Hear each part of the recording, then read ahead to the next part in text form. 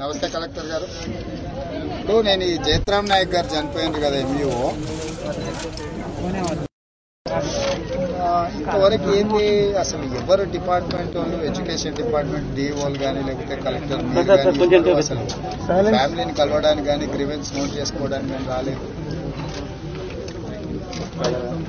ఆయన government servant కదా, public servant కదా, టీచర్ అంటే సీనియర్ ఎంప్లాయీ చనిపోతే డిపార్ట్మెంట్ వాళ్ళ ఫ్యామిలీ స్టేట్మెంట్ రికార్డ్ చేయడం కానీ ఇవన్నీ చేయాలి కదా. ఎక్కడ పోయింది మరి ప్రొసీజర్? ఇన్ని రోజులు అయింది కదా చనిపోయి, ఇన్ని రోజులు అయినాక కూడా ఎవరు డిపార్ట్మెంట్ నుంచి ఎవరు రాకపోవడం ఏంటి? ఇప్పుడు ఆల్మోస్ట్ 1 month దాటిపోయింది కదా. 1 month దాటిపోయినాక కూడా మీరు అసలు ఏం జరిగింది, ఏమైంది, వాళ్ళ ఫ్యామిలీ స్టేట్మెంట్ రికార్డ్ చేసుకోవడానికి కానీ అసలు ఏం జరిగింది అనేది ఒక గవర్నమెంట్ ఎంప్లాయీస్ అనుకుంటుంది. మనం చెప్పుకోవడం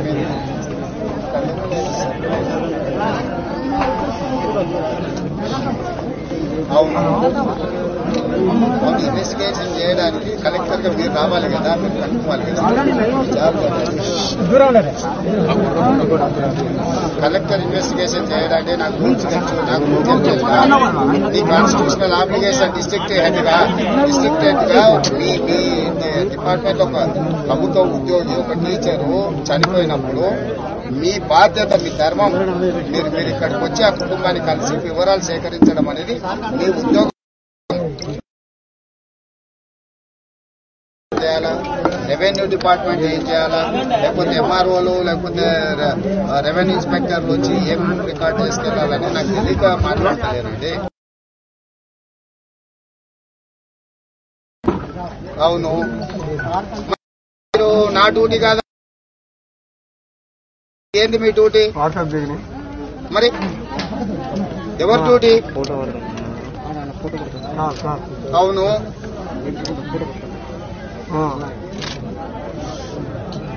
అవును.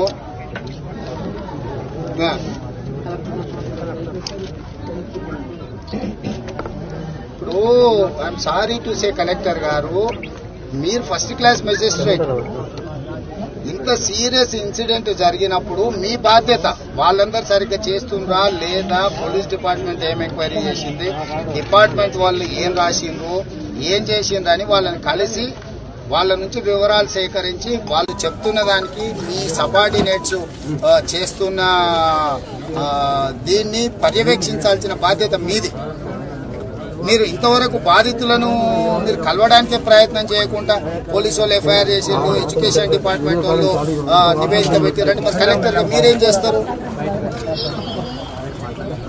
మీ బాధ్యత మీకు తెలిసినప్పుడు ఇక్కడికి రావాలండి. మీ బాధ్యత తెలిసి మీరు రానందుకే కదా ఇప్పుడు నేను మిమ్మల్ని అడుగుతున్నది. మీరు వచ్చిపోయి ఉండి మీరు వివరాలు సేకరించి ఉంటే ఈ ఇష్యూయే లేదు. ఇన్ని రోజులైంది, ఒక ఎంప్లాయీ చచ్చిపోతే మీరు ఏమంటారు, మానవత్వం కదండి.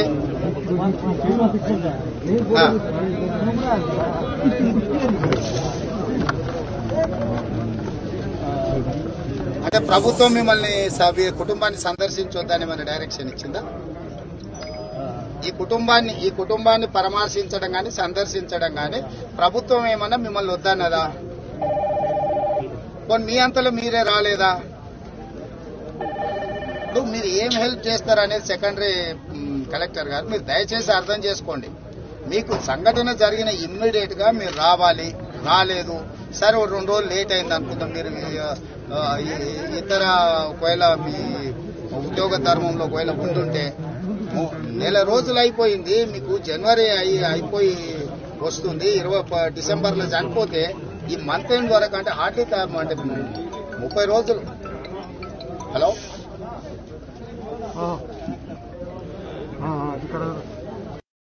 మీరు నేను ఇంతకంటే ఎక్కువ మీతో మాట్లాడితే బాగుండదు, మీకు వినడానికి ఇష్టం ఉండదు. ఇక నేను ఏదైనా మాట్లాడితే మీకు మనసుకు నొప్పి కలిగిస్తుండొచ్చు, నాకు అర్థం కాలేదు. కానీ మానవత్వం ప్రదర్శించాలి ప్రభుత్వం.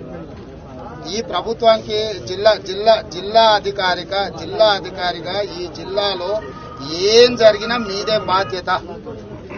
మీ జిల్లా అధికారిగా 100% ఈ జిల్లాలో ఏ డిపార్ట్మెంట్ లో సంఘటన జరిగినా ఫస్ట్ క్లాస్ మెజిస్ట్రేట్ గా డిస్ట్రిక్ట్ హెడ్ గా మీదే బాధ్యత. ఏ డిపార్ట్మెంట్ అయినా తప్పు జరగని మీరు గుర్తుపెట్టుకొని, మీరు కావాలంటే మళ్ళీ పోయి రికార్డ్స్ వెరిఫై చేసుకోండి. మీరు కలెక్టర్ గా కనీసం మీరు ఒక ట్రైబల్ చచ్చిపోతే మీరు చూడడానికి కూడా రాకపోతే ఎట్లబ్బా?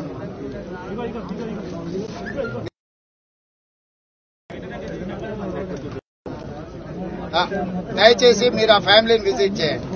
మీరు ఆ ఫ్యామిలీని విజిట్ చేసి వాళ్ళ ఫ్యామిలీ ఏం ఏం చెప్తారో, ఏం నివేదిక ఇస్తారో మీరు నివేదిక ఇవ్వండి. మీ ఒకవేళ ఎడ్యుకేషన్ డిపార్ట్మెంట్ ఇచ్చిన నివేదిక కరెక్ట్ ఉందా లేదా, లేకపోతే పోలీస్ డిపార్ట్మెంట్ ఎఫ్ఐఆర్ వాళ్ళు ఇన్వెస్టిగేషన్ ప్రాపర్ గా చేస్తుందా లేదా పర్యవేక్షించాల్సిన బాధ్యత మీరే కలెక్టర్ గారు. దయచేసి మీ జాబ్ మీరు చేయండి. వాళ్ళొక ట్రైబల్, ఇప్పుడు వాళ్ళ కుటుంబానికి ఏం భరోసా ఇవ్వాలని, ఇప్పుడు ఆయన డ్యూటీలు ఉండి చనిపోయిండు, కంపాషనేట్ అపాయింట్మెంట్ వస్తుందా, ఏమొస్తుంది, ఏంది, వాళ్ళ కుటుంబానికి ఏమైనా బాధ్యత.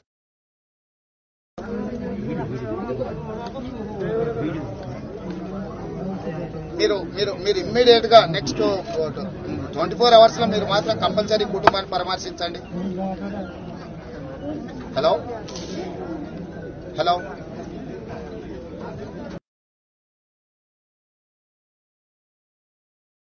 మీరు ఇక్కడ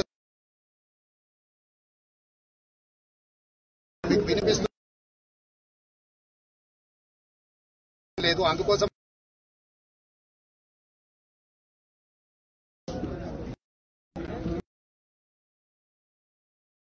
కలెక్టర్ ఆఫీస్కే రావాల్సి ఉంటుంది మేము చెప్పుకోవడానికి.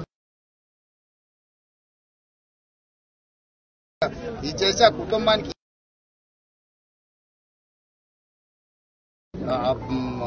ఆర్థిక సహాయం ఏంది, లేకపోతే ఇతర తీసుకోవాల్సిన నిర్ణయాలు ఏంటివి, కంపాషనేట్ అపాయింట్మెంట్స్ ఉంటాయా, ఉండవా, ఉంటే ఏమి ఇస్తారు, ఏంది అనేది ఆ ఫ్యామిలీకి అయితే కాన్ఫిడెన్స్ ఇవ్వాలి కదా కలెక్టర్ గారు.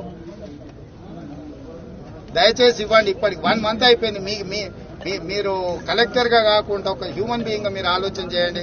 మనం చేస్తున్నది మనకన్నా మన మనసాక్షి కన్నా కొంచెం మనము రీజనబుల్ గా ప్రవర్తిస్తున్నాం అనేది ఉండాలి కలెక్టర్ గారు.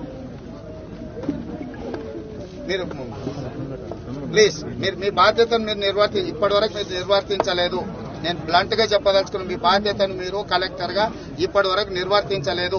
నిర్వర్తించకపోవడానికి మీకు ఒత్తిడి ఉందా, లేకపోతే మీకు సమయం లేదా, లేకపోతే మీరు అంటే ఏ ఆలోచనతో ఉన్నారో నాకైతే తెలియదు.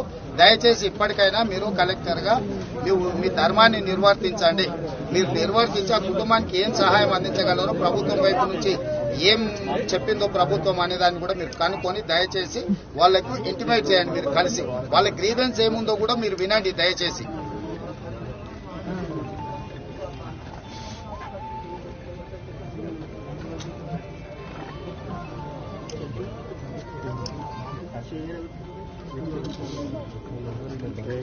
దయచేసి ఆ పని చేయండి. ఆ పని చేస్తే కొంచెం వాళ్ళ కుటుంబానికి ఏదైనా మేలు జరుగుతుంది. హాయ్ ఫ్రెండ్స్, మా టుడే టుమారో యూట్యూబ్ ఛానల్ చూస్తున్నందుకు చాలా థ్యాంక్స్. మరిన్ని లేటెస్ట్ వీడియోస్ కోసం వెంటనే సబ్స్క్రైబ్ చేయండి. అలాగే ఈ బెల్ ని కూడా రింగ్ చేసేయండి. మా నోటిఫికేషన్స్ అన్ని మీ మొబైల్లో వస్తాయి. అలాగే మా వీడియోస్ మీకు నచ్చితే లైక్ చేయండి, షేర్ చేయండి, నచ్చకపోతే కామెంట్ చేయండి.